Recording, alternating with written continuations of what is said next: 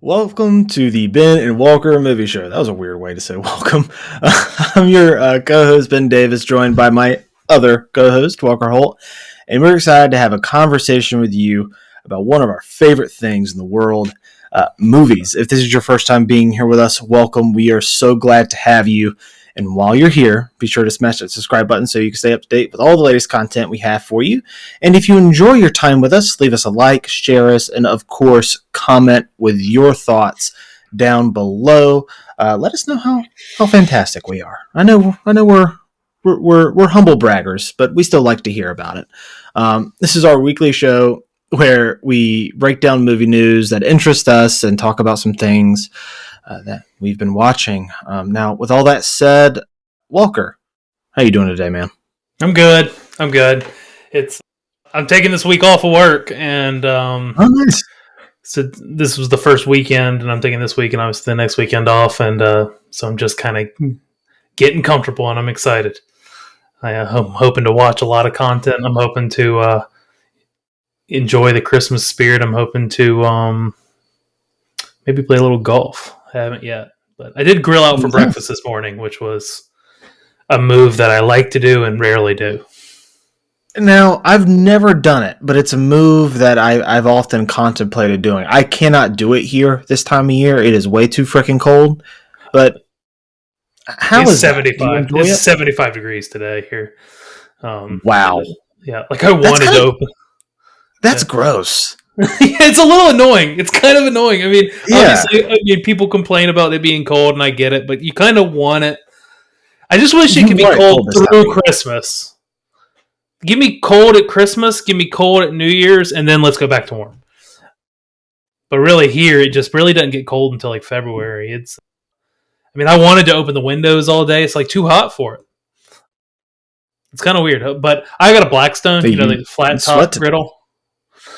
Oh yeah, those things are awesome. I kind of messed around with the idea of getting one this past summer. I ended up not doing it, but I think I might revisit that idea.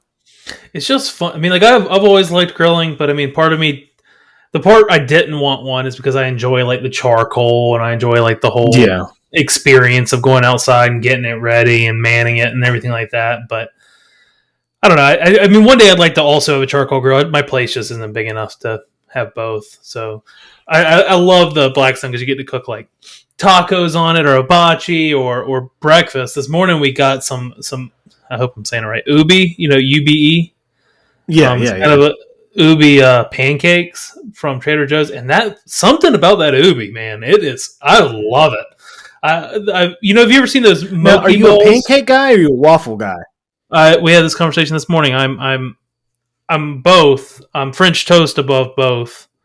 My ranking would go French toast, pancake, waffle, and I think I like an average waffle better than an average pancake, but a good pancake I don't think can lose to a waffle. Like one that's cooked on the cast iron with butter and gets like a little tan tie-dye look on top of it. I think that's awesome. You can't be beat. But we cooked ubi pancake. They're like purple though. They're weird looking, but they're really good. And then cooked some sausage and some eggs, and it was all good. I'm hoping it gave me kind of the motivation to keep doing it a little more. Nice. Yeah. How was your maybe you'll give me the motivation to do one. My weekend was pretty good. My week has been crazy. This week was very intense, very busy. This upcoming week will be too. But after these 2 weeks of insanity, things will slow down quite a bit, and I'm very much looking forward to that. I was still, however, able to watch some stuff, man, and read up on some news. So let's go ahead. Let's dive into this. Mm-hmm. You and I are Scream fans, and the Scream franchise is in trouble. Have you done any reading up on this? Do you know what's going on? Yeah, I've heard about the core four, or not so much. Yeah, no, core four, no more. At least for now. So this is coming from Variety. This is a big story, so I went to multiple outlets to get everything. This part is coming from Variety. And not even Ghostface could see this twist coming. The Scream franchise lost 2 stars this week, putting the 7th film in the series in creative conundrum.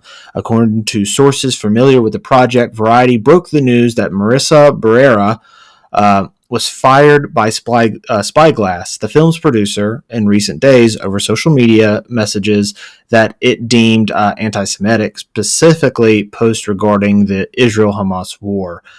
That decision was made after the company was notified that Jenna Ortega, whose star has risen considerably since she joined the beloved Wes Craven horror series, would not return due to scheduling conflicts with the 2nd season of her smash Netflix hit Wednesday. Barrera and Ortega play sisters in the films. Backlash to Barrera's ouster has been intense, with the film's director Christopher Landon reacting to the events surrounding her exit. He posted and deleted a statement on X, formerly known as Twitter, on Tuesday that read, "Everything sucks. Stop yelling. This was not my decision to make." It seemed some fans, like planned sequel, was collapsing in real time. However, before Barrera was fired, plans for the next Scream were being retooled. Ortega's exit had required the creative team to make some alterations, according to individuals with knowledge, but there was still hope that the actress might be convinced to come back for some sort of cameo. That no longer seems to be in the cards. Another source familiar with the franchise disputed this, saying Ortega was never in the mix for the film. James Vanderbilt and Guy Busick, writers of the previous 2 Scream installments, will now work on a fresh draft to present to filmmakers. Some set pieces and twists may be preserved, but the film will need to find a new protagonist.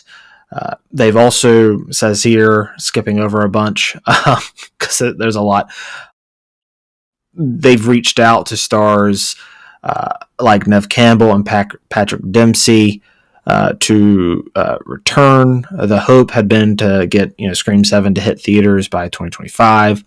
Although the producers are essentially starting from scratch, the release date still seems feasible if Landon and writers can find another story to tell.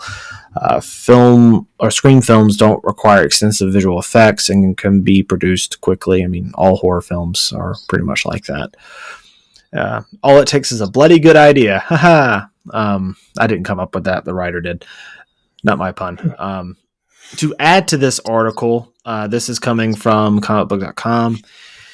THR says Ortega instead left after she and her team were unable to strike a new deal with Spyglass Entertainment, or Spyglass. We're able to strike a deal with Spyglass executives, not entertainment. The actor had been paid sums in 6 digits for her 2 previous appearances in Screen Pictures so far, and her team was reportedly looking for a pay raise into the 7 figures. Neither Ortega or her team have issued an official statement on the matter. And one more little tidbit, this is from Screen Rant. With the public still lamenting the loss of the actor, over 1,300 actors and artists have signed a letter condemning Melissa Barrera's Scream 7 firing as an unfair censorship. So, look, obviously everything going on in terms of the Israel-Hamas war, honestly, I'm not going to comment on it. I'm pretty ignorant to that situation, and I'm not going to do a quick little deep dive on it to talk about what is clearly a very complex issue. That's not what this podcast is. We're a movie podcast.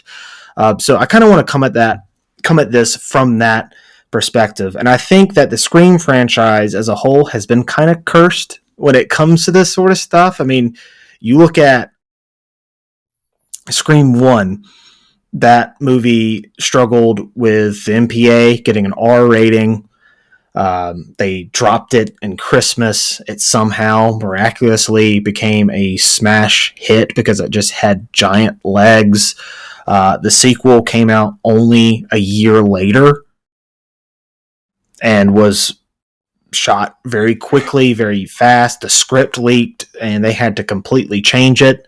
Not completely change it, but they had to change some of the ending. However, Scream 3, due to the Columbine stuff that happened with Columbine, they decided to completely change that script. That movie was supposed to be the Cult of Ghostface with Stu Macher. Matthew Lillard got paid to be in it, and that's why, to this day, fans are still wanting that script because it's a really cool idea, myself included. And then you get to Scream 4. That was supposed to be a start of a trilogy. They ended up going back and doing reshoots on that to make it kind of a closed off movie. And now it's a similar thing. There was no hiccups with Scream 5, but Neve Campbell left Scream 6 or didn't, because she didn't get a deal and wasn't getting paid what, in my opinion, she's due. She's the heart of the franchise. Now, Scream 6 was still really good, and it didn't miss her, and I love the character of Sidney Prescott, so I was happy to see her kind of, have her piece. But this is not, as I've been talking about, this is not uncommon for the Scream franchise. What do you think the next step is here, Walker? What do you think they're going to do? I don't know. I'm trying to decide whether they need to. I don't think they can make it work with the core two. I don't think they can go with Cuba Gooding's kid and the other woman. I'm not saying they can't be in it, but I don't know if they can. Yeah.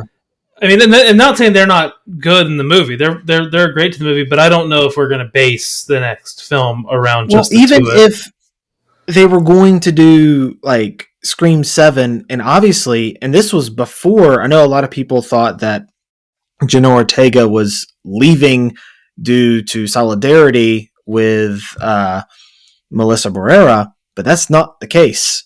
It seems that it's mostly a contract issue with her and a scheduling issue. So they weren't going to have her to begin with.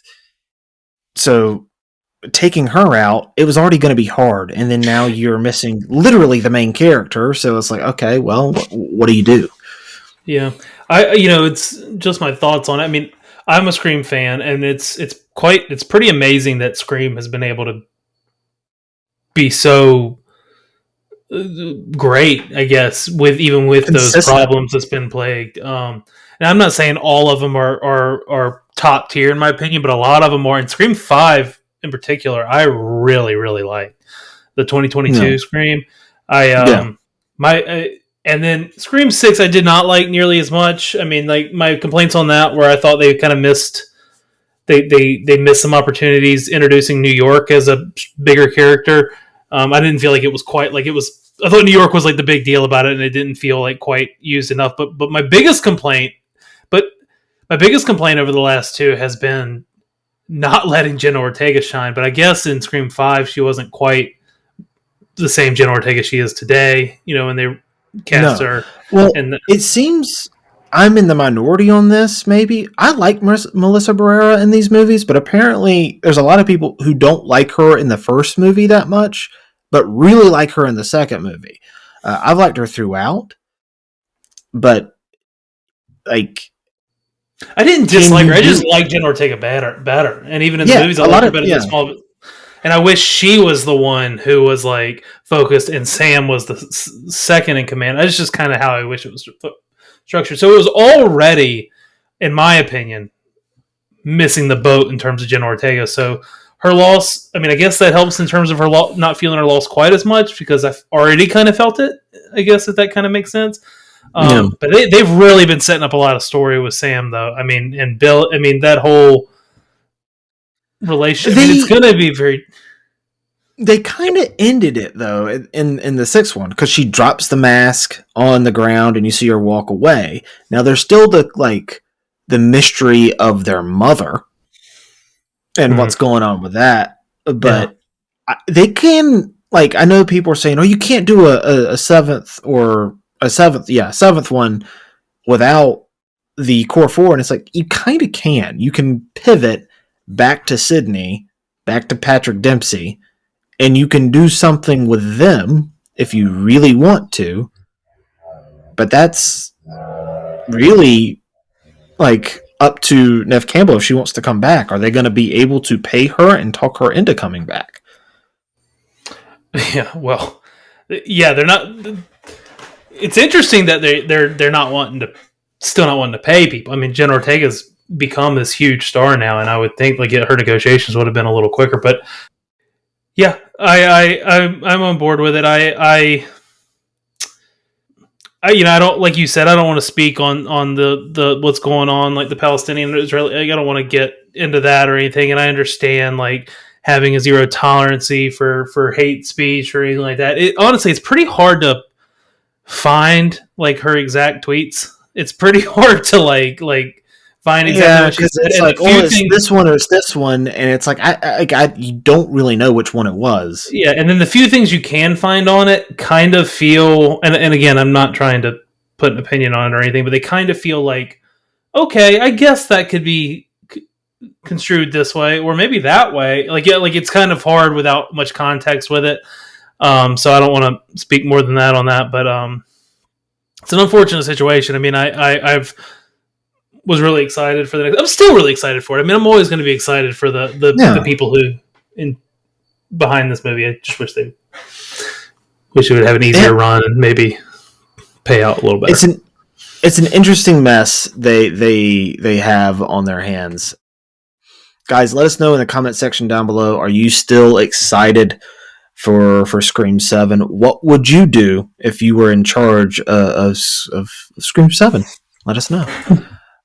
Moving on to some better news, Walker, and this really pertains to us and the things that we love, both of us equally. Because I would say I'm more of the Scream fan than you are, but I think we're about even when it comes to Star Wars. And Dave Filoni has a new job. This coming from Variety. Dave Filoni, who has overseen Star Wars: The Clone Wars, Rebels, The Mandalorian, and Ahsoka, and is the master of all things in the galaxy far, far away, now has a new role as Lucasfilm Chief Creative Officer. He is a CCO. He still holds a title of Executive Vice President, which he received in 2020. Filoni announced his Chief Creative Officer title in an interview with Vanity Fair on Tuesday. He was already an executive producer of a live-action Star Wars show on Disney Plus and had been tapped to direct a film weaving together all of the TV storylines. But he will now take on a more involved role with the future of Star Wars. He's quoted as saying, in the past, in a lot of the projects, I would be brought into it. I would see it after it had already been developed a good ways. In this new role, it's open up to basically everything that's going on when we're planning the future of what we're doing now. I'm involved at the inception phase, which I think is a great idea. I'm not telling people what to do. This is the thing. This is what I like. I'm not telling people what to do, but I do feel I'm trying to help them tell the story, tell the best story that they want to tell. I need to help across the galaxy here, like part of the Jedi Council almost. Star Wars is slowly planning a grand return to the big screen. The franchise has several more TV series in the works too. Up next is Skeleton Crew, a coming-of-age story created by John Watts and Christopher Ford. The Acolyte, a thriller helmed by Leslie Headland, set in the distant past, and Season 2 of Tony Gilroy's Andor. On the big screen, there are films in the works by James Mangold, Taika Waititi, Sean Levy, Jermaine Obaid-Chinoy, and Filoni is also exploring a possible second season of Ahsoka, that's going to happen, which starred Rosario Dawson as a live-action grown-up version of Jedi Ahsoka Tano. To truly help filmmakers, it was really important for me to experience it firsthand, Filoni said. I can also lend a perspective on the challenges that telling these stories will present. I feel more capable of actually being helpful outside of just saying, well, Jedi are like this and Sith are like this. Filoni has been with Star Wars universe since directed the Clone Wars movie in 2008 and worked closely with creator George Lucas for years. Kathleen Kennedy will serve as president of Lucasfilm and Carrie Beck as head of development. Filoni weighs in on narrative level while Kennedy oversees Lucasfilm and Beck brings other filmmakers into the fold. Walker, I think this is fantastic news.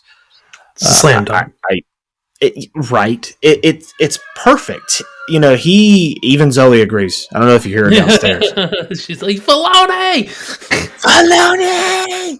Lightsaber! Yeah, she's lit right now. But she's catching her second wind. Yeah, I think this is fantastic news, man. Like, this is what Star Wars has really needed, and it feels like they've been grooming him to do this for a while now, it seems. And apparently this was a Kathleen Kennedy move. She did this and put him at the creative head. And, you know, I was watching that Ahsoka it was either the Ahsoka behind the scenes thing or one of the behind the scenes things. And one of the things that I really like about what he's doing and what he said is he's not telling people what to do, but he's taking their idea and making it fit into the universe. It's just like Jon Favreau wanted to do the Mandalorians that don't remove their helmets.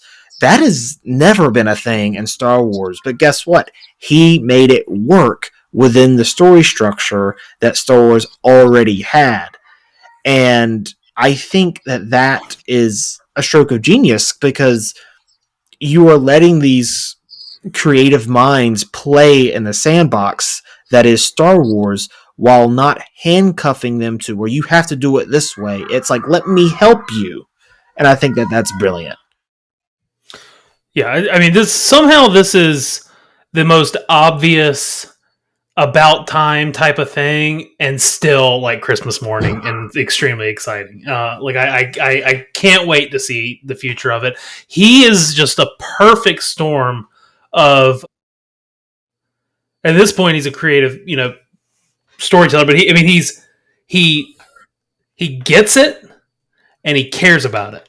He understands Star Wars. He knows, and he loves Star Wars. And he doesn't just want to make good movies and good TV shows. He wants to do the universe justice. He wants to do the storyline justice, and it's so obvious.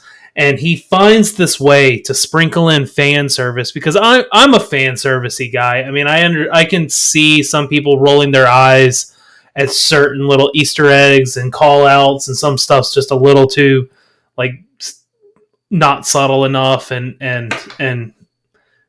I'm cash grab type of moves. He finds these such creative ways to get you even more excited about it. I mean, he'll like just it doesn't even. I mean, I'm trying to think of like in Mandalorian, like the ship that was similar to Anakin's, like the yellow ship Anakin flew in episode 1. In one starfighter, bud. Yeah, like whenever like they use the same line of ship, like that was enough to be like, oh my god, it's just so cool. He just finds this. He just finds these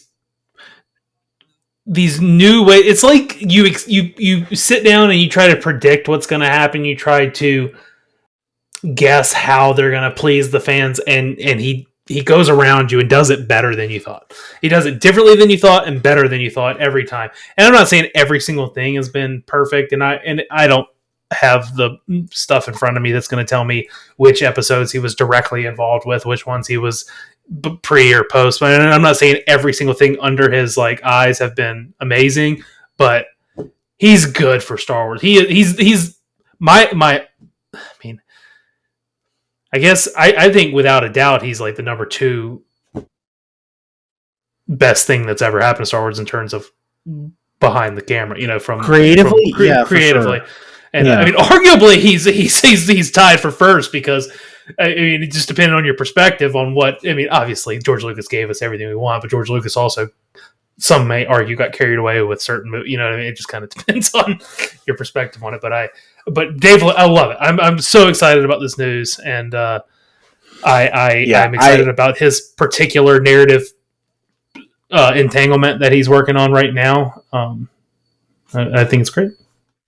Yeah, I'm very much looking forward to this. I know, like, there's going to be stuff that comes down the pipeline that he hasn't really had a hand in, but I think after we see the Acolyte, after we see Andor season 2 and Skeleton Crew is part of his story, him and Favreau's story. So I think that definitely he'll have his signatures in it and his style, but after that, I think we'll start to see his style more, and I'm very much with you. I'm looking forward to it. But speaking of other IP that Disney owns, Michael Waldron has been named writer of Avengers Kang Dynasty, the Kang Dynasty, and he's also writing Avengers Secret Wars. This is coming from Deadline. Michael Waldron has been tapped to write Marvel Studios' Avengers The Kang Dynasty. Waldron had already been set to write Avengers Secret Wars, the installment that would follow Avengers The Kang Dynasty, and will now write both Avengers sequels. Waldron has become one of Marvel's most trusted creative minds, having previously created created and served as showrunner on season 1 of Loki, as well as writing the Doctor Strange and the Multiverse of Madness, and the move makes sense to the studio to have him pen both films. Marvel Studios president Kevin Feige will produce. So a couple weeks ago, you and I discussed the possibility of them kind of just moving away with this, given the stuff with Jonathan Majors, and then you have Destin Daniel Cretton stepping away from directing it and writing. I think he was also writing it too. I'll have to go back and double check and look. But we assumed, okay, well, we're hearing rumors that because of everything that Jonathan Majors is going through, that they're gonna kind of pivot away from this character, and given the ending of Loki season 2, they have a way to pivot away from him. But it seems like that's not necessarily the case, given that this is still titled the Kang Dynasty. So maybe they'll end up just recasting if things go awry with Jonathan Majors. What are your thoughts on this? Well, first off, what are your thoughts on this staying Kang Dynasty, and what are your thoughts on Michael Waldron writing this script? Yeah, the roller coaster continues on what we think is going to happen. It feels like it changes week to week, and I don't think they know. Yeah, I know, and I don't know if they're waiting on verdicts or if they're waiting on verdicts judicially, or if they're waiting on verdicts in terms of how much money certain television shows make that depict certain people, or are people still willing to watch or not? I don't know if they're just kind of towing the line there and making it easy. I mean, let's just talk strictly from a critic's perspective, strictly from a vacuum in this world. It kind of excites me. I mean, I kind of want. I mean, the best Kang we've seen has been, under Michael Waldron's eye, and I mean, I love the fact that he's writing both films. I think there's some unity there. Yeah, and it seems like he's got, and I don't know which episodes he's written or how exactly it's worked out, but he's had influence over some of the best portrayals of it we've seen so far. And I love the idea of him writing both of them, just so we don't. I mean, the prequels. The sequel trilogy from Star Wars, I like a lot, and I have my own opinions of. But some people argue like there wasn't a clear plan and things like that, and it kind of got, with different hands in the cookie jar, kind of got different directions, and they can kind of. And I have some takes on that too. Yeah, and this can kind of prevent something like that happening in a time that Avengers really can't afford for that kind of thing to happen. So I'm pretty stoked. Yeah. So going back to I don't know that Marvel exactly knows what they're doing yet with everything with Kang. Maybe they do, maybe they don't. From at least from my perspective, it seems like they don't quite know. But Michael Waldron as the writer, I like it because I loved season 1 of Loki. He didn't really do anything with season 2. I think I slightly prefer season 2 as a story, but I prefer the excitement level of Loki season 1. But both seasons were great. I think I'm in the minority that really, really, really liked Doctor Strange: The Multiverse of Madness. You know, I thought that movie was a hoot. Like I had a lot of fun with it. I love the Sam Raimi of it all, which there have been rumors that they are looking for a known entity or a known person to direct Avengers, King Dynasty, or not King Dynasty, but Secret Wars. With Michael Waldron coming on to write, I wonder if Sam Raimi is going to end up being that guy that comes in and directs Secret Wars. It might be the case. I mean, if it's Secret Wars and Tobey shows up, wouldn't it be cool to see Sam Raimi, who brought to life Spider-Man, come back and helm Tobey Maguire again? That could be cool. That'd be pretty freaking cool. So, yeah, I think it's exciting, man. Who knows what Marvel's doing at this time? I think there's a lot's up in the air right now. So stay tuned for next week when we completely change this up and tell you something different. Right? God, it's ridiculous.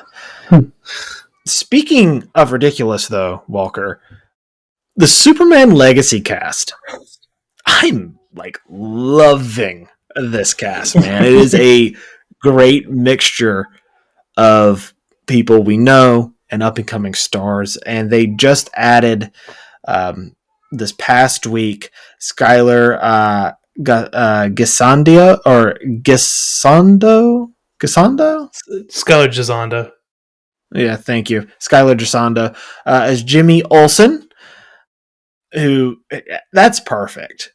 He just looks like Jimmy Olsen. I love him too. I think he's good in everything he does. So. He's awesome. I love him in Righteous Gemstones.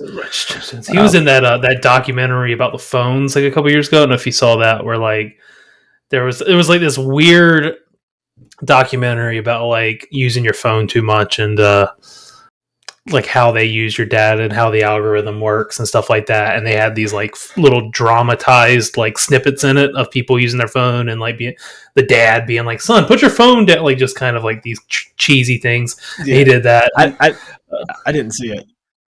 Yeah, Skylar Gisondo he's great. Yeah, he's fantastic. You also have Sarah Sampio as Eve Tessmacher. Miss Tessmacher! That cheesy way that Gene Hackman used to say that. I don't know much about her. I don't think I've ever seen her in anything, but she looks like she could fit the part. Both of those castings were confirmed by James Gunn. However, not confirmed by James Gunn, but it's all but confirmed. It's Nicholas Hoult as Lex Luthor, and this is according to Deadline. What do you think of Mr. Hoult as Lex Luthor, given that he was one of the finalists for Superman, and honestly one of my picks? I like it. I like it. I think he's got the look. I think he's got the age. I think he's got the chops for it. I think he'll be good at it. I mean, I loved him in a lot. I mean, I like him in a lot of stuff. I didn't mind him as Beast, and I liked him in The Menu and Mad Max. I mean, I'm into the pick. I think Superman could have worked too. I think he's a rare both, but I'm happy. I'm happy about the pick. How about you? Yeah, I am too. I think he perfectly fits the bill in terms of what it seems like they're going for. It seems like they're going to go for the same age, like Superman and Lex Luthor, or going to be the same age. and might have been friends growing up, and kind of go the Smallville route. Yeah, I think as far as acting goes, he's one of those actors that always pops off the screen for me. No matter what he does, he's always incredibly good in it. I loved him in Warm Bodies. He's the little kid from About a Boy. I love that movie. He was great in The Menu. Really good in The Favorite. He's one of these guys. He came down, I think it was between him and Robert Pattinson for The Batman. And ended up going Robert Pattinson. I think he was one of the 3 finalists for Superman. That's crazy. And ended up missing out on it. But it seems like Lex Luthor is the call for him. And I think he's if he can turn on, what he did in The Menu for this, yeah, I think he'll be fantastic. But I wonder if he'll go bald. Go the bald look. So. I'm excited for this movie. I think this movie is going to turn out to be great. But we'll get into some trailers. Before we get into the first trailer, I'm going to go ahead and skip ahead a little bit on to one of my What Are We Watching? Because the first trailer we got up is season 4 of The Boys. I finished The Boys. Yes! Yes! So I'm going to go ahead and give my thoughts on that really quick before we talk about this trailer. All right. I'm pumped for this. Let me hear it. I think it's quite good. I think the first thing I want to give it credit for is its ability, its storytelling ability. I think it unfolds stories in this great pace. Like it respects the audience the entire time. It never over expo dumps. Like any sort of moment, you're like, wait, who's that? And you just kind of learn. You just kind of figure it out. I love the creativity behind it. I love the political and kind of fantastical or fantasy side of it, and the political side of it, and like the science fiction side of it. I think it all is very creative, and I guess like you can grasp it. I think the performances are pretty much top to bottom awesome. Yeah, I think the quality is held in term. The guy who plays Homelander is Anthony Starr. He is magnificent, dude. He's really good. I mean, it. I like the gruesomeness and the shock value to it. I think that I mean, I know.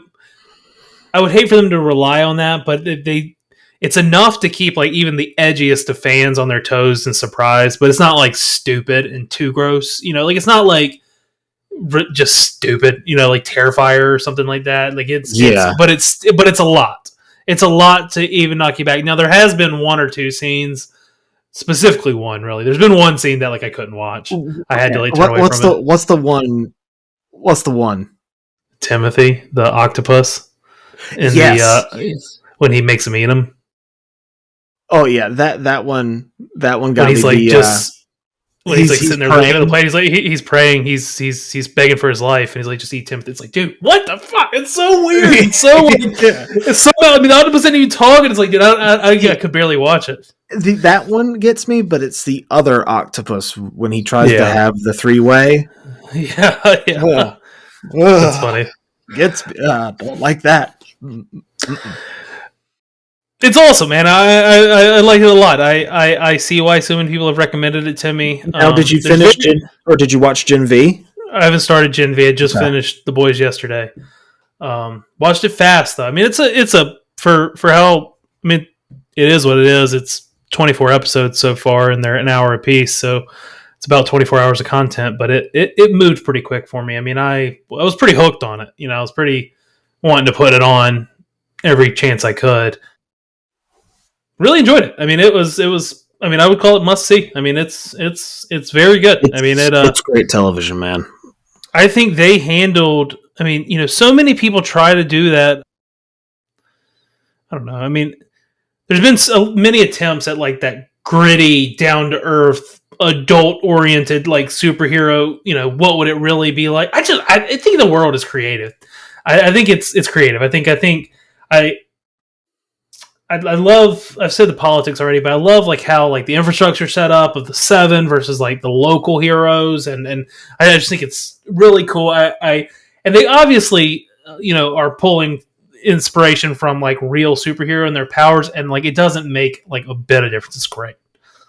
I'm excited for Gen V. So far, the reviews I've heard is it's Gen V's really, really good. Equally as good. Yeah, I was expecting to like it, but I really genuinely loved it. I actually liked it better than The Boys Season 3. I like The Boys Season 3 a lot, but that finale let me down a little bit, and it seemed to be a little repetitive in certain beats. Yeah, season 3 was definitely the worst season, but it's still holding my attention, and it's still really good. And it handled.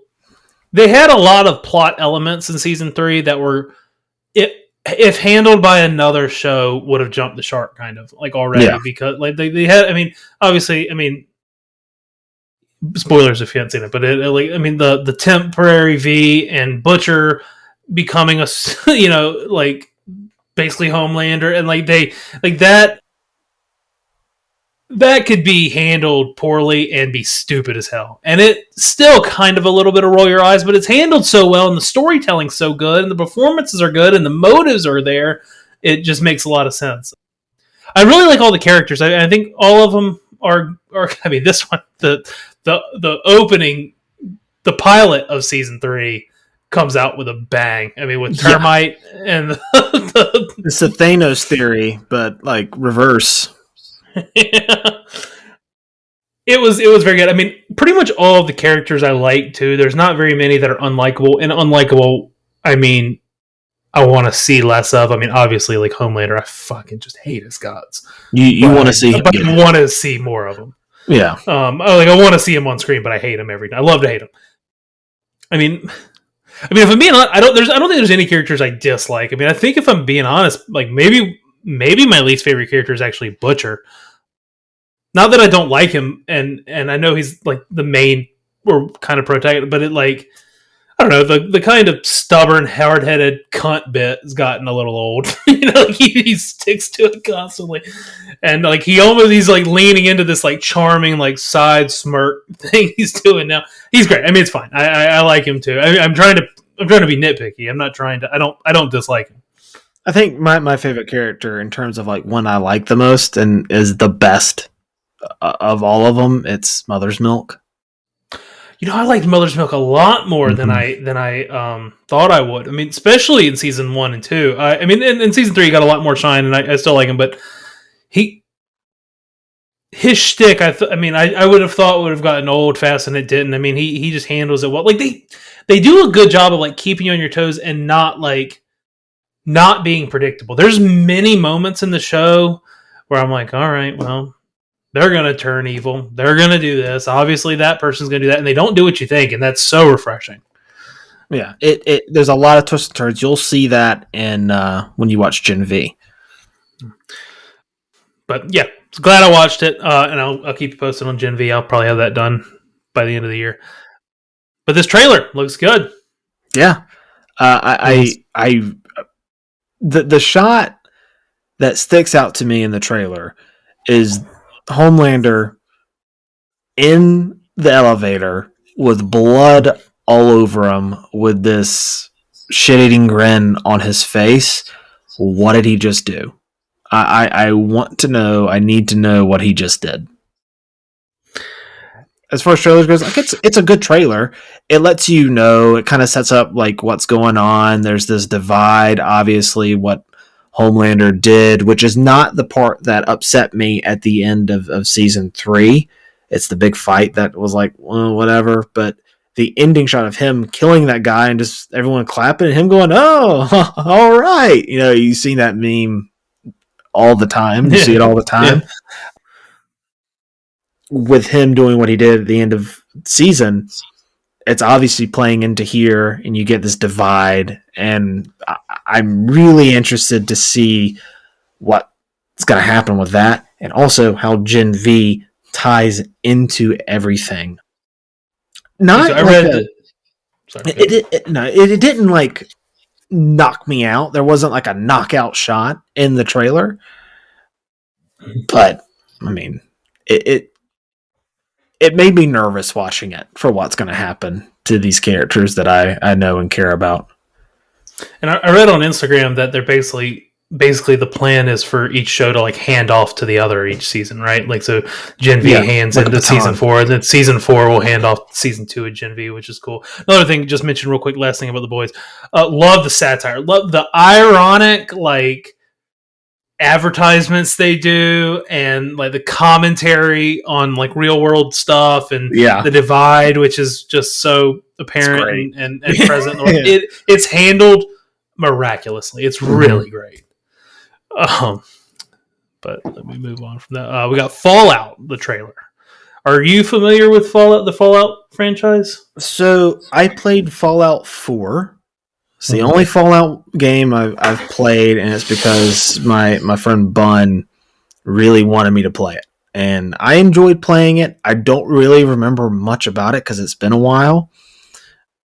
But in terms of what I remember about it, they really captured the aesthetic of the video game very well. And I love Walton Goggins.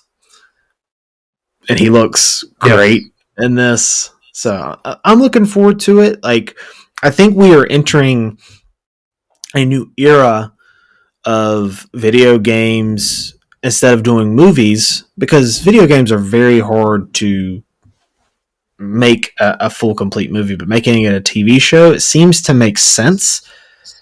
Yeah. And I think that given with the success of The Last of Us, this looks to follow in that footsteps. I think it looks, at least visually, it looks really, really freaking cool. I don't know what the story is, aside from what I already know about the premise of the video game, but it looks pretty good. Yeah, I'm not familiar with the property. I also like I feel similarly. I like Walton Goggins. I think a series does lend a better storytelling device for a video game, because that's what a video game is. I mean, a video game is a series of levels, or a series of missions, or a series of at least sessions, sitting down one night and then sitting down the next night, and like building this thing up, and you become so attached to the world, or to the. I'm not a video game guy, but I've played video games before, and I imagine you become so attached to your character, you become attached to the world, the levels, the work you've put into it up to this point, the motivation to finish what you started, and things like that. I think that's all present, and it's so hard to capture in 2 hours. So I think these series are a great idea. Visually, agree, it looks awesome. I hope it's good. The most nerve-wracking thing about it is it's gonna be kind of hard for the entire world not to compare it to The Last of Us. And The Last of Us is that, and also, God, what's that TV show that I watched like the first episode of and kind of gave up on? It's also a Jonathan Nolan project. Westworld? Thank you. Yes, Westworld. Maybe it'll be compared to Westworld because Jonathan Nolan did that. Yeah, and Westworld, I watched Westworld. Westworld season 1. Westworld season 1 is high quality TV. And I finished it. I stuck with the whole show. Each season gets worse and worse, and it becomes kind of unrecognizable at the end. But there was never a time that the show didn't have creative concepts and mind-bending just realities. Like, I mean, it's a cool show regardless. It's just not, the script isn't quite as tight, and it gets a little out there, and it, like I said, it becomes unrecognizable from the first seasons. But season 1 is great. Jonathan Nolan's obviously got some talent. Must run in the blood. So yeah, I mean, I'm excited. I'm interested. Now I'm very excited. House of the Dragon season 2. Yeah, hell yeah. This looks fucking awesome. The giant dragon just coming in at the end there. Yeah, I am all about this. I loved season 1. Like, I love season 1 more than I thought I was going to. Like, it clearly on our scale, it's a must see. It is phenomenal storytelling, and it creates so much tension in just dialogue, and the way that season one ended, like, come on, man. Like, we're ready for all out war this season, and I am ready to see some blood. Yeah, I loved season one. I mean, I'm a big Game of Thrones guy. I liked it all. I think the last season of Game of Thrones, I wished it was 2 full seasons instead of 1 short season, but I didn't hate it. Yeah. I didn't hate it. I mean, I'm on that. Like, I think that if you like string out that story longer and not condense it so much, it fits better. Yeah. But they just, I mean, some of the pacing of Game of Thrones in the first 6 seasons, some of my favorite parts about it. I mean, it's because there's so many characters and so many stories, and like it winds together so nicely because you're able to like put a lot of attention into each thing. But I mean, I had low hope. I thought this was going to be a cash grab. I mean, loved it. I thought it was fantastic. Season one, King Viserys. What's his name? Paddy Considine, I think, played King Viserys. I loved his vibe. Yeah. I thought his like vibe was great. The scene that he like walks down the aisle, dude, with Kane, that is so good. Watching it, you're like, dude, that is a badass scene. The whole time watching it, you knew it from the moment it aired. Correct me if I'm wrong. He didn't get an Emmy nomination. I don't know, but I think you might be right. Which is blows my mind, because his performance was wonderful. Yeah. But honestly, top to bottom, the performances in that show, awesome. I mean, the guy who played Prince Philip, I forgot his name, Matt. He's from Morbius. Is his name? I can't remember his name. He was awesome. He played Daemon Targaryen and Matt Smith. Thank you. I knew it was like 2 first names. And the 2 actresses that played, the 2 lead roles, both iterations, great. We talked about that a little last week. I'm very excited for it.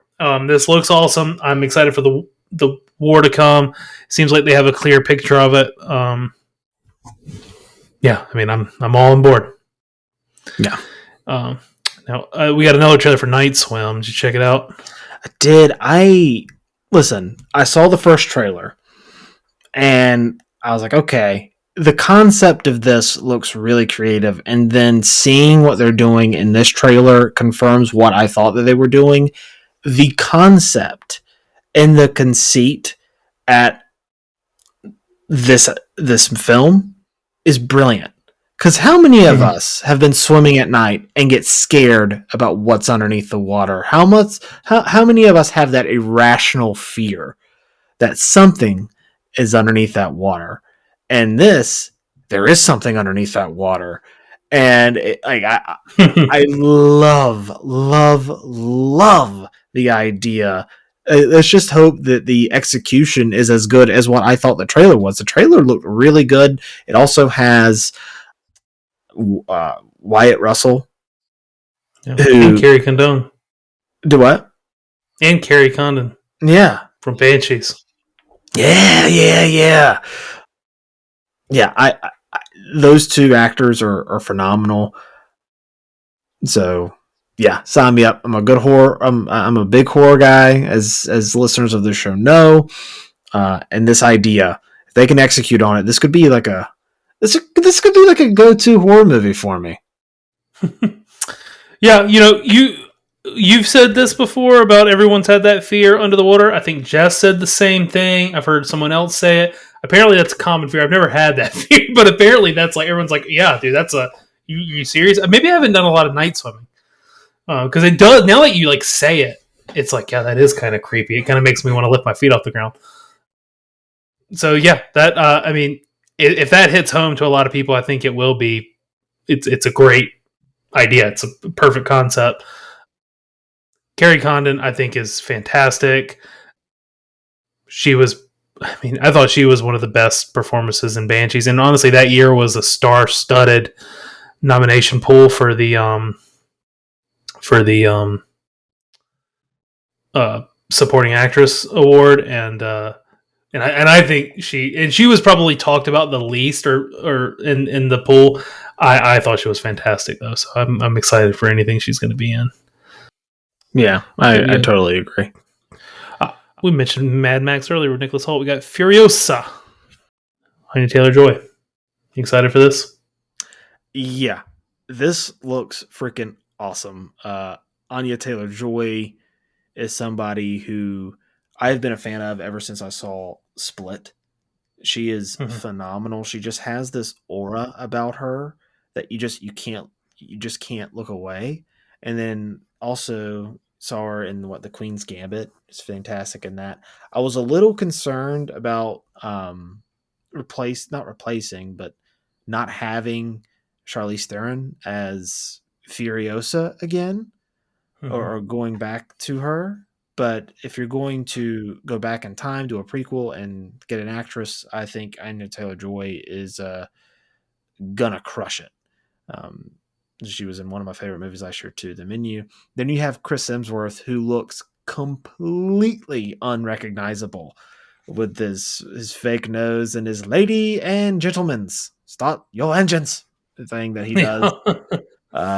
It's yeah, it looks really good. And then I will say this does look more visual effects heavy than the other one, but George Miller is someone who is a master behind the camera. Obviously, Fury Road is one of the most beautiful looking movies I think I've ever seen. So it's also one of the greatest action movies ever made. So yeah, I am totally on board for this. This looks freaking kick ass. Yeah, I mean, you said it looks great. Anya Taylor-Joy's fantastic. Pretty much everything she's in, she's awesome in it. I love Queen's Gambit. I liked Fury Road quite a bit. I thought it was very good. I thought it was super interesting and unique. And are you fans of the originals, the Mel Gibson ones? Yeah, me too. I thought they were both pretty good. And then these ones are so much more just wild. But a lot of fun. I'm excited for it. It looks awesome. It does look a little more VFX heavy, but it looks good. I mean, it looks this world, at least in Fury Road, had a bit of like a kind of a sheen on it or something, like, like kind of this interesting color palette sort of thing. I mean, I guess it was a lot of like wild costume like design. The reds and the orange really pop, and the blues pop. Yeah. So yeah, I'm pumped for it. It'll be great. I mean, I've been hearing about this for a few years now, and I'm excited that it's finally coming. Yeah, I'm looking forward to witnessing it. Lady and Gentlemen's, I heard that too. That was funny.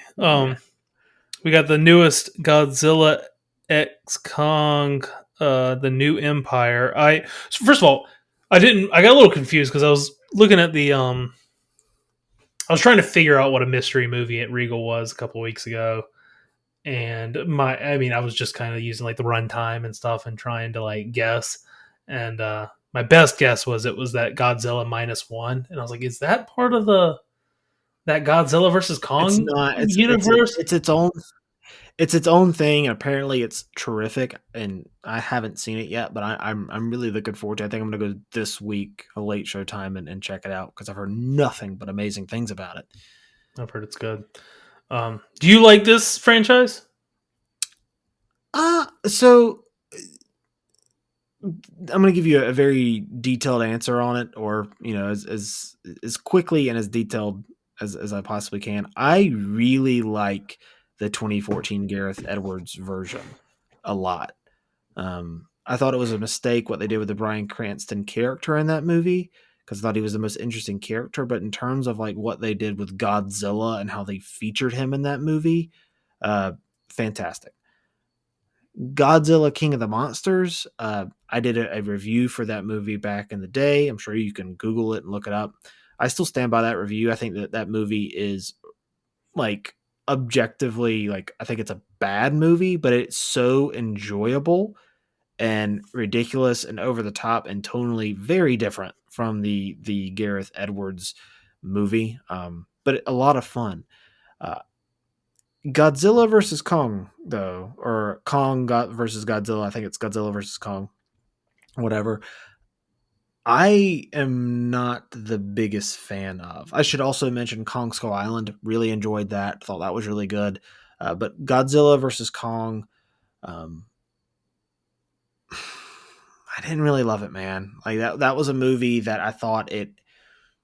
While King of the Monsters did jump the shark, this one like quadrupled it by a lot. I thought the monster fights were really good, but other than that, that movie to me was just, it was not a good movie. This kind of looks in that same vein where I'm sure that the monster fights will be awesome and will be ridiculous, but I will be shocked if I remember any of the human characters at all. So it looks visually, it looks cool, but yeah, I feel almost identical to you in every step of the way. I don't really think any of them are particularly good. Some are better than others. Most of them are fun. And when Godzilla vs Kong came out, I might be wrong, but it felt like it was that an early HBO Max like premiere, like on it was going to premiere on it premiered on HBO Max and in theaters. I remember being very excited about the HBO Max premiere, and I'm a theater guy, but at that time it was like it was early in the pandemic. Yeah, it was one of the earlier ones to do that though. Like oh, they're gonna release this kind of movie just on streaming. That's great. And I was just excited to watch it just for a popcorn movie. I mean, part of my issue with this type of movie, like just fun,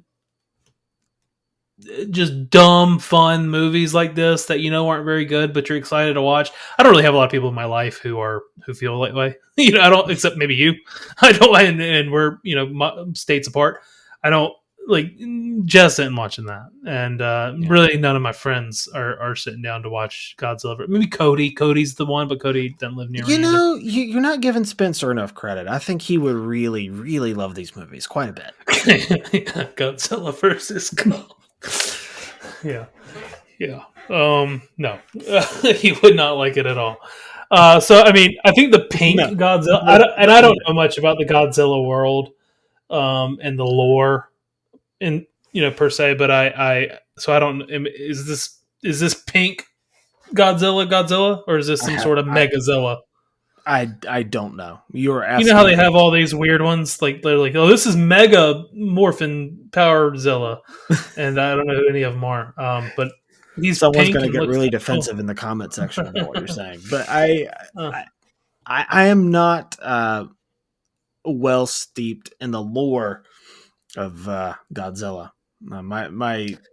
I've seen like the original Godzilla from I haven't gotten through the original. And I've seen the one from like 98, and I used to watch that all the time as a kid, and I liked it as a kid, but watching it now, it's like, there's never been a Godzilla movie that has really blown me away, but that -1 though, that might be the one. Given how people are talking about it, that might be the one. Oh, -1, yeah, the -1 one, yeah. The original one, I honestly can't remember. I've seen like bits and pieces of it a million times, and I know I've tried to watch it. No offense to it. I'm sure I know it's an extremely inspirational film and stuff like that, and it was ahead of its time. But it's not the easiest thing in 2023 to sit through, like, and just sit down and be like, we're gonna watch the original Godzilla. But I feel like I tried it, and I don't remember if I stuck with it or not. I know how it goes, but this is about the same as I feel about the same as I did Godzilla versus Kong. A little less excited, but I'll stream it. Yeah, I'll go see it. Obviously, I'll go see it on a big screen. I think that's how these movies should be enjoyed. But it has been, ever since Kong Skull Island, kind of diminishing returns. And I say that as someone who liked Godzilla, King of the Monsters. I thought it was a really dumb, fun movie. Yeah.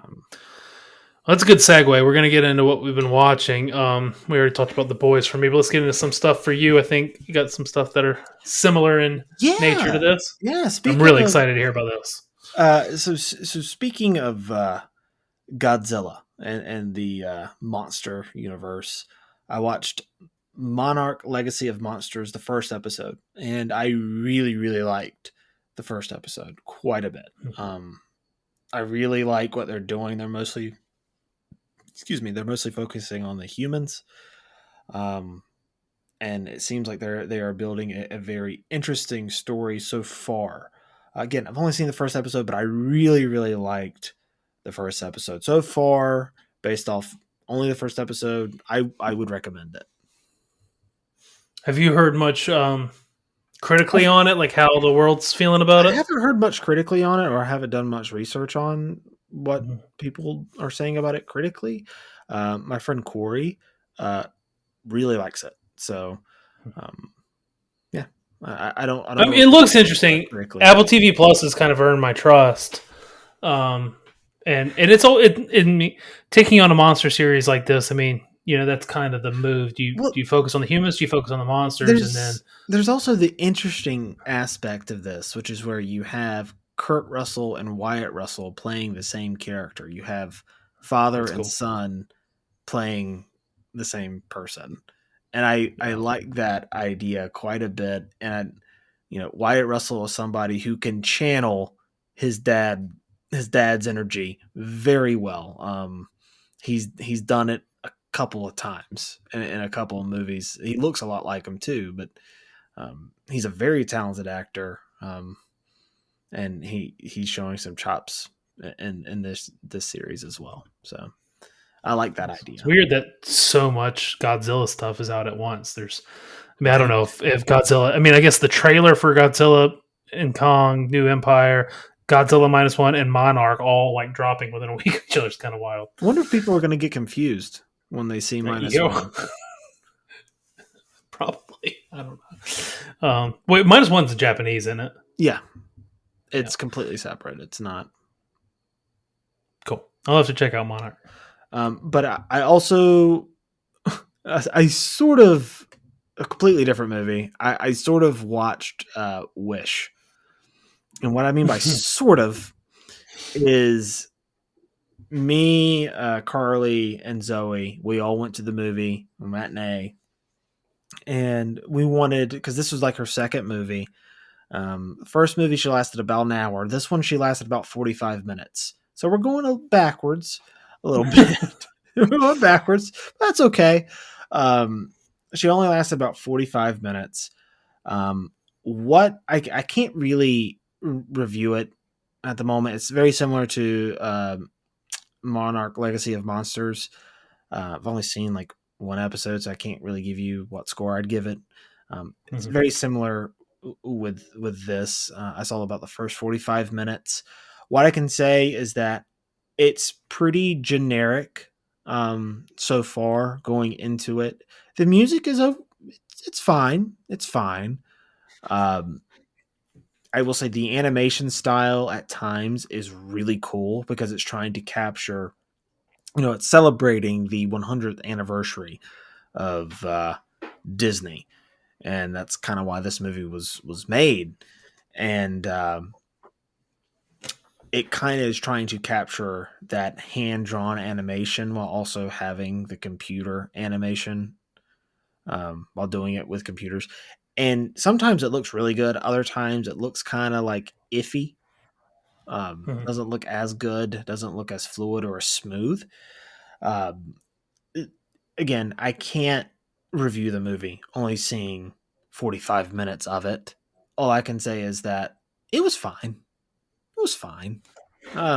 Nothing to write home about, but it's something I will definitely finish at some point. But we had a kid who wanted to move around a lot, so we were like, you know what, we're gonna leave. We're gonna go run some errands with the little girl, and we had ourselves a good day after that. But I also watched. I don't know if you've heard about it. I saw on our Instagram, I shared the trailer and the poster when I first heard about it. It's this movie called May December, and it stars Mm-hmm. Natalie Portman and Julianne Moore. Um, Subject matter is a difficult subject matter. It's based off of, or not based off. It's about this actress who is shooting a movie, an independent film, and she's trying to understand the character she's portraying. And the character she's portraying is the character of Gracie, who was this 37-year-old woman who had a affair with a 13-year-old boy, so like a statutory rape situation. Um, and trying to get inside this woman's head. And it is a difficult movie to watch, but it is a fantastic movie. This movie is fantastic. It is filled with so much tension, so much dread. The performances, Julianne Moore is just fantastic. Natalie Portman, this might be her best performance to date. There is one scene where she's looking into the camera, and I don't want to give away spoilers about what the scene is, but she's doing something in front of the camera toward the latter half of the film, and I was just completely captivated.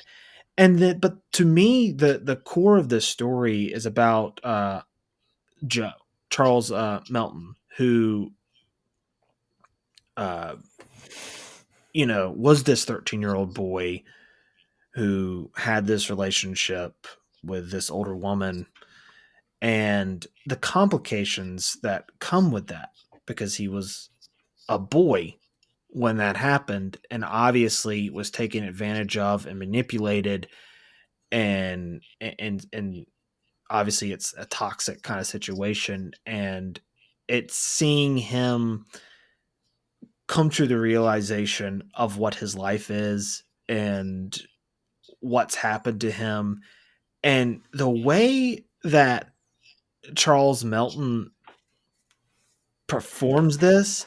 There are little things that he does with his body where, like, he's a 34-year-old adult at this point, but when his body posture changes, he leans forward, he doesn't make eye contact, he doesn't speak up, he speaks very timidly, stuff like that, where he's in an abusive relationship, and it explores that. And this performance, my God, what a performance. Look, we've talked about it already. Best supporting actor is a stacked year. You have Yeah. Robert De Niro, Robert Downey Jr., Ryan Gosling. Go ahead, throw this guy in there. This is a powerhouse performance that is filled with a lot of subtlety. This is a very hard movie to watch. It deals with, again, a very, very, very difficult subject matter. But it is a riveting movie that Todd Haynes just directs the hell out of. The tension in this movie, the pacing of it, the uncomfortableness that I felt while watching this movie. My jaw was on the floor in some scenes, and I just wanted to crawl out of my skin. This is a powerful movie. Again, this is a must see. This is, if we're doing like movie of the week, spoiler alert, this is it. This is a fantastic movie. Walker, do you plan on watching this one? Yeah, it's on my list. It's Netflix, right? Yeah, I mean, it's getting. I mean, there's talks about it being nominated for Best Pictures. I think. it should be. I think it's Like, been. based off Yeah, of it's what I've seen been. so far. It's. I won't watch it again because of how it made me feel.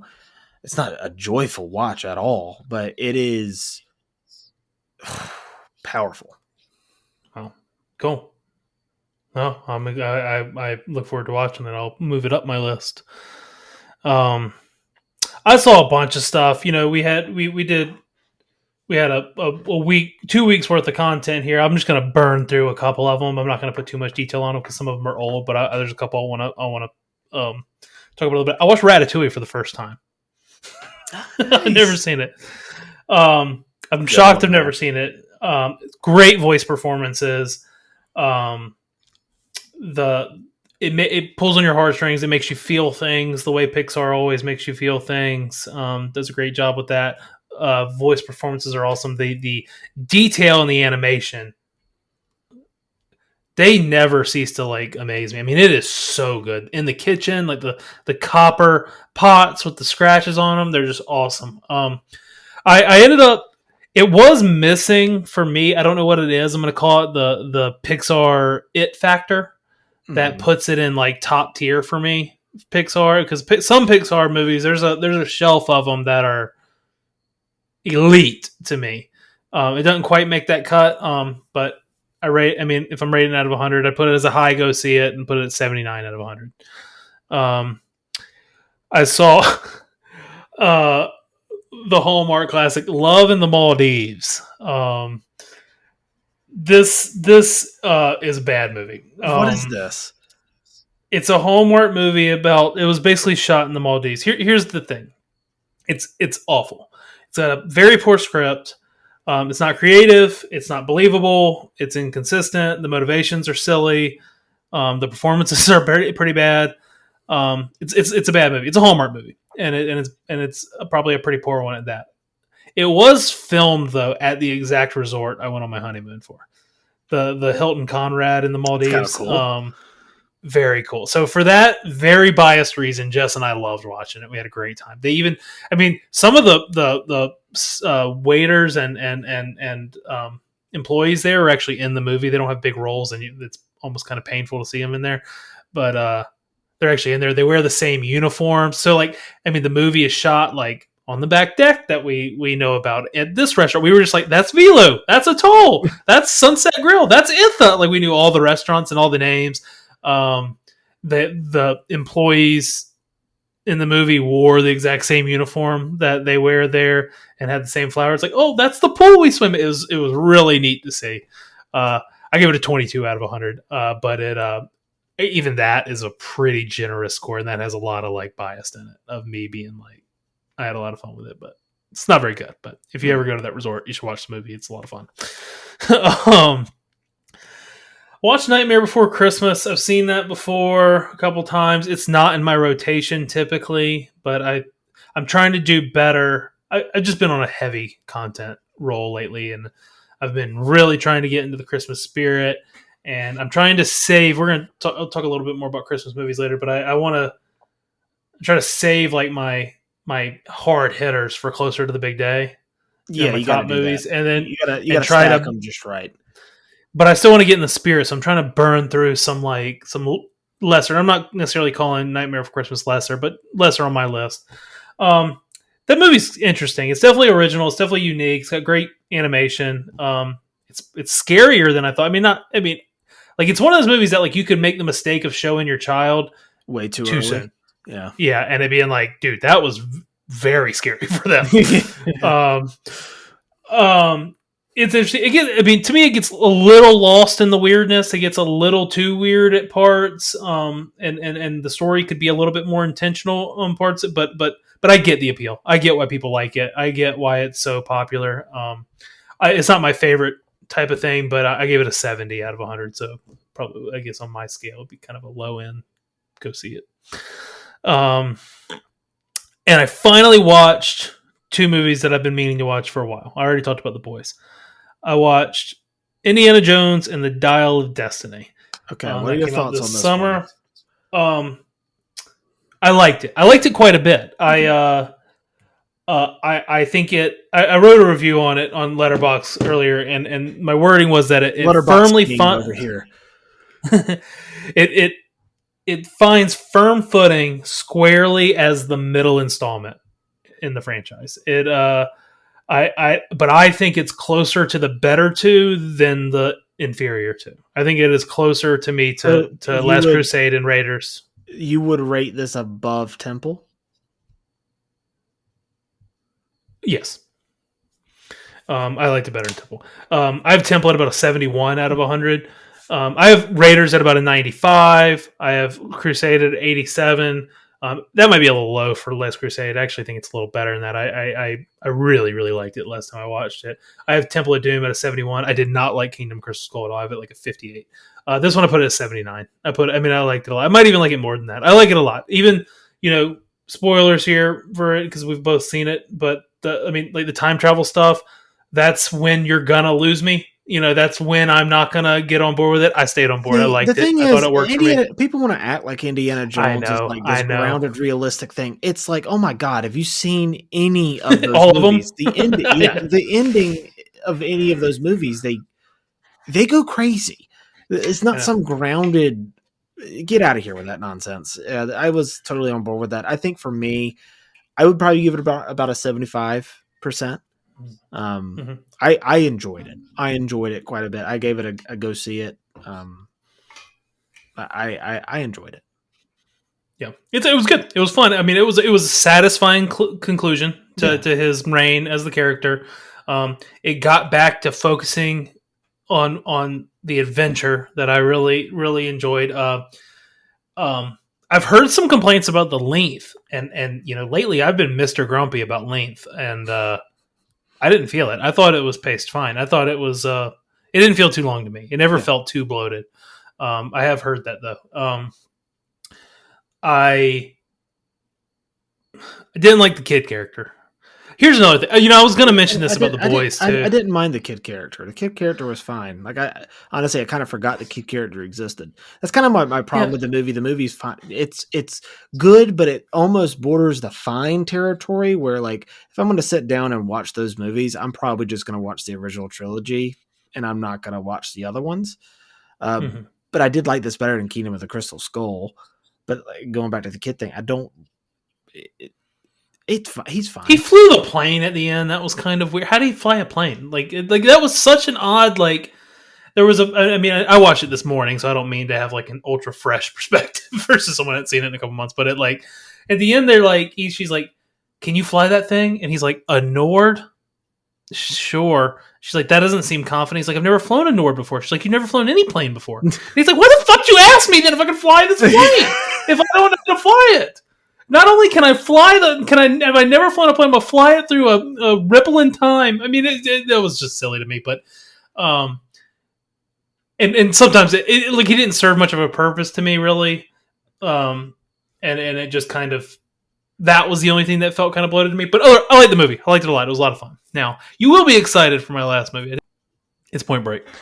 Yes.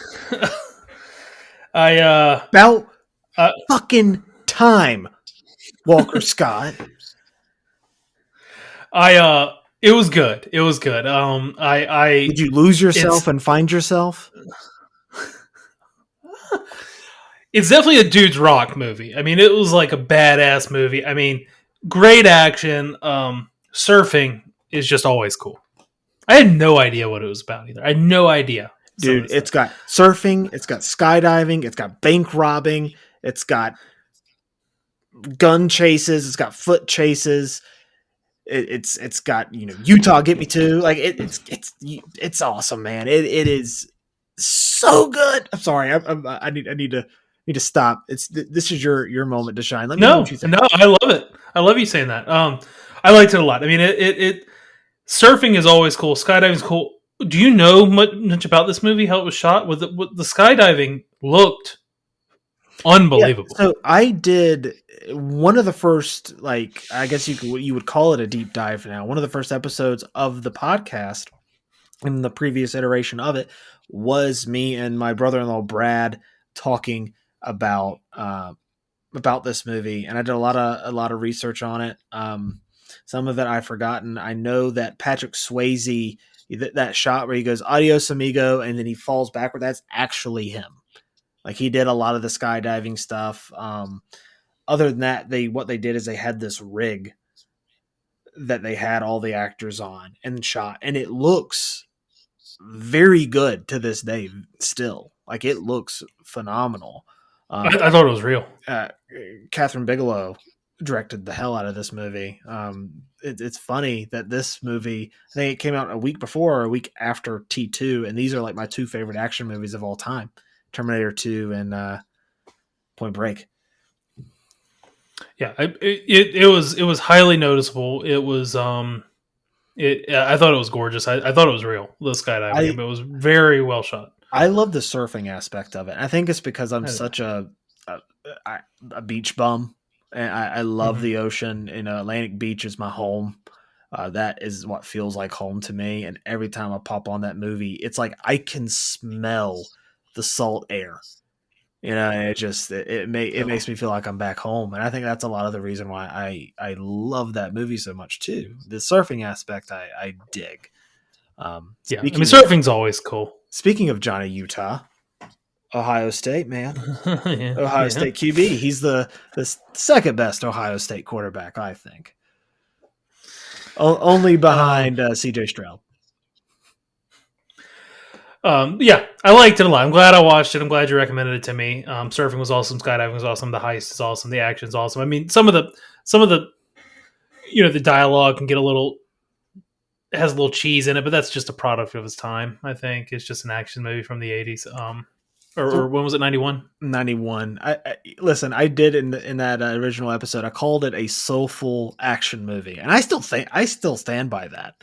Is a little machismo, yes, but I think it's very soulful. It was good. I enjoyed it a lot. I'm glad I watched it, and now we're on the same board. Now I'll watch The Crow eventually. I give it an 80 out of 100. A must see. Okay, it's right on the line of must see. Okay, acceptable. That's acceptable.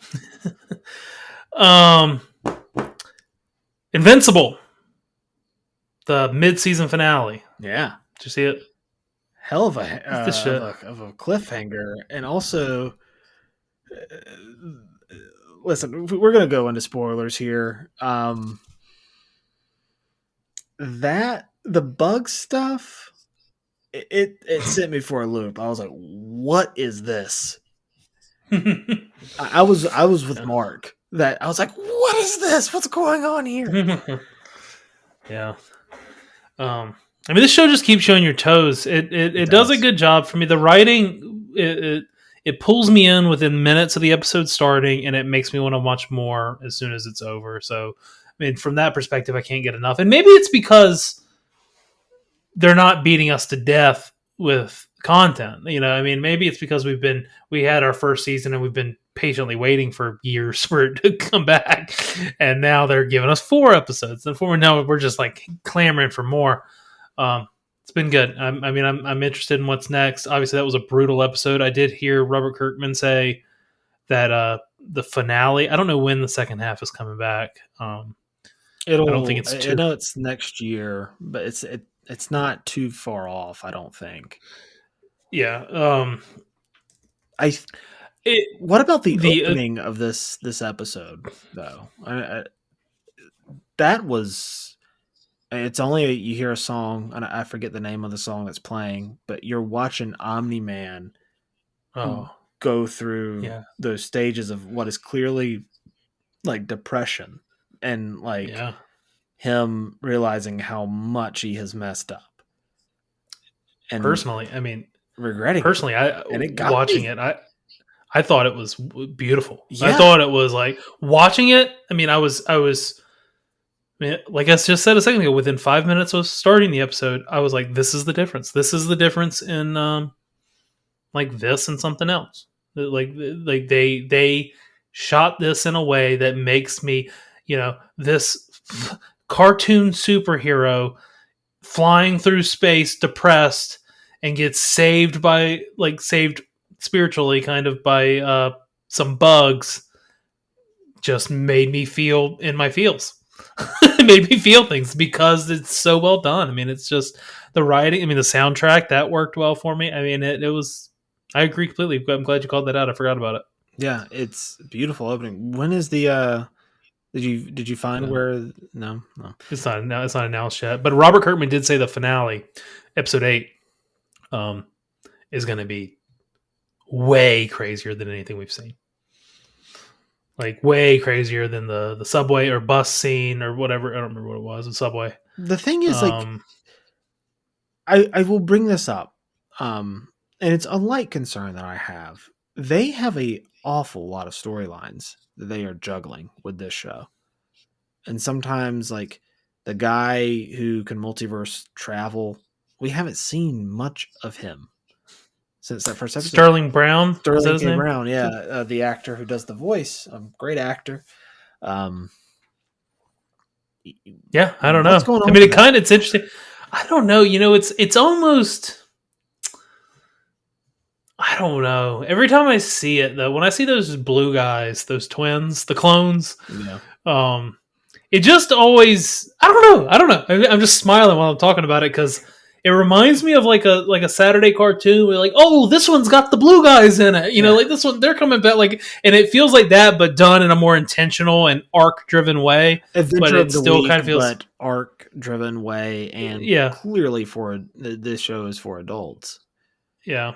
And even when you like have, because I thought the whole bug thing was going to be another Mandalorian adventure, but it ended up being obviously probably the main storyline, and because like I like the little openings too, like before the intro where like the Dr. Seismic, where like he's just like going to fight him on the Washington Monument, and it's like Invincible. Now let's get into the episode. I was like, that's pretty cool.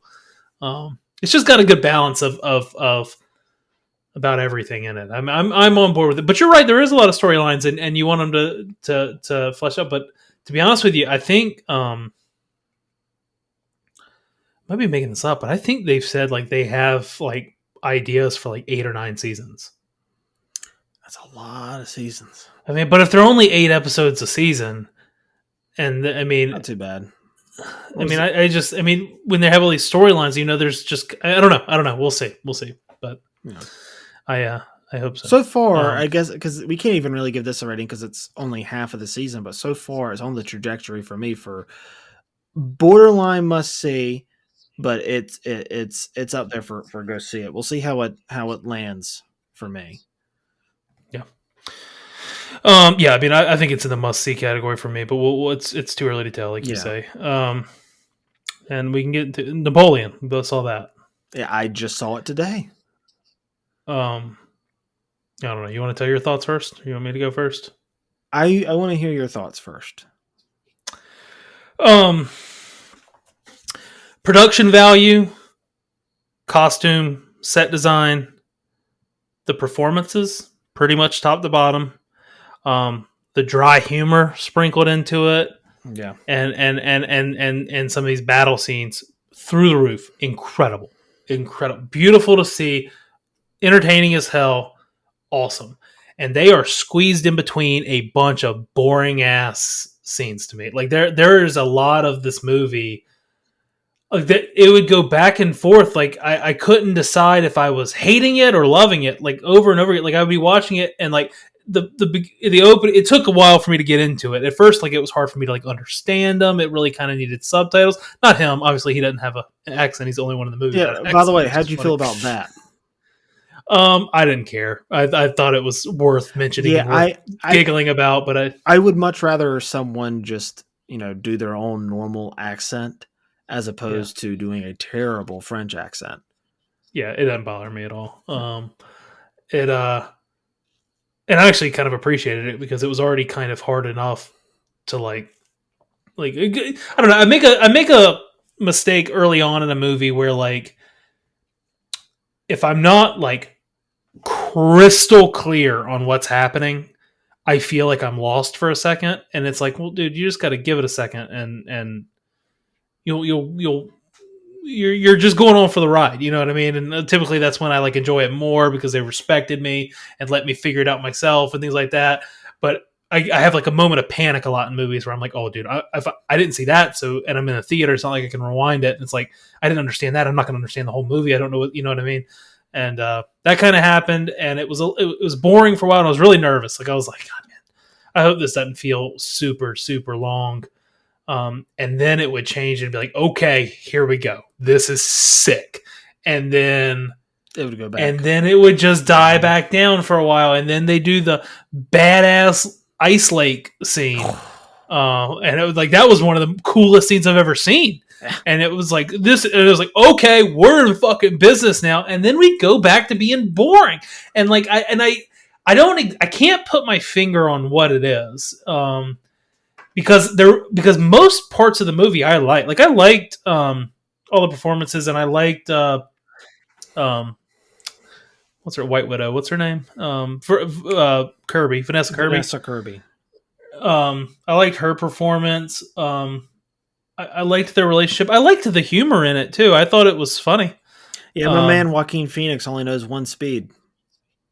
Yeah. You catch that? Yeah. I was dying laughing at that. It was just screw the foreplay, pun intended. Yeah. But it was a tough movie to review. It was a tough movie to grade, and it was an interesting movie to watch because it was. I had high hopes. It did not meet my expectations. I'll say that, but there were parts of it that were excellent. I mean, there was parts of it that were very, very good. I thought it just as a whole. It was not as like well put together of a movie as I would hope it was. No, I'm very much lock and step with you. I feel like this movie is two different movies at once. I think you have, this really awesome, this really awesome great man movie, like this history, this great man kind of movie. But then the other half is kind of a rejection of that, where, I mean, they are just picking this man apart. And it doesn't really earn that because the movie is on best hits mode. It skips over and goes past so many eras so fast that you don't really get a sense of what's going on with these characters. It feels like a miss. And because of that, I feel like those sequences in between the battle scenes are very boring. I did enjoy, the performances. Vanessa Kirby's really good, but I wanted to know more about her. I thought that Joaquin Phoenix was great, but the accent part did stand out. If I'm being honest, it just feels like this movie is fighting with itself. And I would love to see what is supposed to be like this 4-hour version of the movie, because maybe it'll make it better. I know it did that with like Kingdom of Heaven. When you see the theatrical cut of that, and you're like, this movie is a mess. But then you watch like the 3-hour version or however long it is version, and that movie's great. And maybe this will fall into that. I don't know. But yeah, this movie is in conflict with itself, and because of that, it's a little messy. It's messy. I think I lean on the side of rent it, but it's firm in the rent it category for me, like a 60%. Yeah. I put it a little higher. I mean, I have it right in the middle of a go see it type of, well, just an average go see it. I mean, and it's strictly just because of the production value. I mean, it's a beautiful looking movie. Technically, it's just a well made film, and it's not trash. I mean, it's not like unwatchable and like an uncomprehensive. But so I mean, I agree with everything you're saying. I mean, I ended up at about a 75, but it's strictly due to like just how competently it was made technically and the good performances, and there's some like really cool, well crafted movie. Yeah, I went to see it. Tanner and I went to see it, and as soon as we walked out, like the first thing we talked about was the ice, the frozen lake. Dude, we were like, dude, that was crazy. You see it in the trailer, and that's the reason why I was like, oh my god, it's Ridley Scott. He's returning back to gladiator form, and he has Joaquin Phoenix in it. This is gonna be awesome. And then like, it is and isn't. And the thing is, I really enjoy both of those fighting movies. This one where it's kind of a rejection of like the great man kind of story, and the traditional version. But when you mash them together, it didn't really feel cohesive, and it just felt messy. But like that sequence, that ice sequence on the battle on the ice, it's freaking awesome, man. Like the battle sequences themselves are graphic and violent and awesome. They're everything you want. It's just everything Tough else. day to be a horse. Tough movie to be a horse. A real tough movie to be a horse. Yeah. Yeah. I mean, it was. I don't know how it felt, but it was a weird one. It was weird because it had high expectations and parts of it were met, but then overall it just wasn't like put together well enough to have. It was just like a roller coaster of levels of enjoyment that were hard to sustain any sort of feeling without feeling like you're being let down. I don't know. It was interesting. Yeah. But let us know below what you think if you caught it. But I think that does it for this week. You got anything else? I'm tapped out. I'm tapped out. The only thing I will say, this is non-movie related. It's a PSA for David Tepper, the owner of the Carolina Panthers. Do everything in your power, for the love of God, to hire Jim Harbaugh as our new head coach. Please, for my sanity. That's not going Bill Belichick. No. I'm seeing what he's doing with the other Alabama quarterback. I don't want that. No. I want Ben Johnson or Jim Harbaugh, preferably Jim Harbaugh. And I'm saying that wearing an Ohio State hoodie, and I can already feel my skin crawling because I don't like Michigan, but it is what it is. Oh, Greg Olsen. No. Love Greg Olsen, but no. These are all friends of the pod. I'm sure they're going to hear it. I'm sure they are going to hear it. I'm sure Jim Harbaugh is going to text me and be like, you know what, Benjamin? He's not even going to call me Ben. He's going to call me Benjamin. He's like, you know what? I'm going to do it for you, buddy. And I'm going to say, you go right ahead. Go right ahead, sir. Well, thank you all again so much for listening. If you're hearing this on Spotify or Apple Podcasts, thanks for watching and for catching us on YouTube. Be sure to like and subscribe for more movie talk each week. Let us know in the comments down below what you think of Napoleon, what you think of Invincible, what you think of Ratatouille if you just saw it for the first time. Ratatouille. But with that said, this has been Ben and Walker, and we'll see you next time. Bye-bye.